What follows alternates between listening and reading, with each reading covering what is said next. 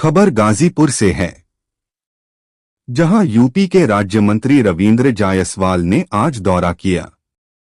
इस दौरान उन्होंने बीजेपी कार्यकर्ताओं और नेताओं के साथ बैठक की। मंत्री रविंद्र जायसवाल ने अपने दौरे के तहत प्रशासनिक अफसरों के साथ विकास कार्यों और सरकारी योजनाओं की समीक्षा बैठक भी की। इस दौरान मीडिया से बातचीत करते हुए मंत्री रविंद्र जायसवाल ने एसआईआर को लेकर बयान देते हुए कहा कि बिहार चुनाव में एक भी वोटर ऐसा नहीं मिला जिसने कहा हो कि हमारा नाम कट गया है। रविंद्र जायसवाल ने आरोप लगाया कि विपक्ष के पास जाति समुदाय का जहर पैदा करने के अलावा कोई एजेंडा नहीं है। उन्होंने कहा कि एसआईआर के जरिए चुनाव आयोग फर्जी मतदाता निकाल रहा है। मंत्री रविंद्र जायसवाल ने कहा कि एसआईआर से वोट नहीं काटा जा रहा, फर्जी वोटों को छांटा जा रहा है। उन्होंने कहा कि जो लोग अवैध रूप से भारत में आए हैं, उन्हें कोई लाभ लेने का अधिकार नहीं है। विपक्ष वालों के पास कोई एजेंडा नहीं है सिवाय वह जातीय समुदाय का जहर पैदा करने का। एसआईआर का काम है चुनाव आयोग का। वो सत्यापन कराते हैं कि फर्जी मतदाता निकालेंगे। आपको जान के आश्चर्य हुआ, आज सुप्रीम कोर्ट ने कहा है जब एसआईआर कराया गया, जांच करा के चुनाव कराया तो विपक्ष वाले करते वोट कट रहा है। चुनाव वाले दिन आप सब फील्ड में रहते हैं पत्रकार भाई, तो अधिकांश लोग कहते हैं, यूपी के अंदर भी कहते हैं कि चुनाव के दिन हमारा वोट नाम कट गया है।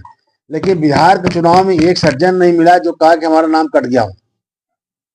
एक सज्जन हर मतदान केंद्र पर मीडिया वाले थे, कोई एक नहीं कि हमारा नाम कट गया है। यानी इसमें सत्यापन होकर सही नाम आ गया था। जब सही नाम आ गया था, डुप्लीकेट वाले बांग्लादेशी वह वंचित रह गए। और यह अखिलेश यादव राहुल बाबा को दिख नहीं रहा है। विषय यह है कि इन दोनों को चाहिए राष्ट्र हित की, विकास की बात करें। यह जुमलेबाजी समुदायवाद का और जातिवाद का जहर पैदा करके जनता इसको इनकार कर रही है, आगे इनकार करेगी। देखिए, मेरा खुद का मानना है व्यक्तिगत तौर पर, जब भारत के अंदर मुगल यहाँ राज करने आए तो कुछ कुरीतियां आ गई। क्या क्या आ गई? बेटियों को पर्दे में रखना, क्योंकि मुगल आक्रमणकारी उन पर गलत निगाह रखते थे। तो हमने क्या कर दिया कि बेटियों ला दिया पर्दे में। फिर उनका विवाह बाल विवाह कर दिया, यानी कि जल्दी से विवाह कर दिया जाए। फिर रात को विवाह कर दिया जाए और चुपके से वो विदा कर दिया जाए। तो मेरा मानना है कि तमाम कुरीतियां इसलिए आई थी, यह मुगल आक्रमणकारी कार्य से आया था।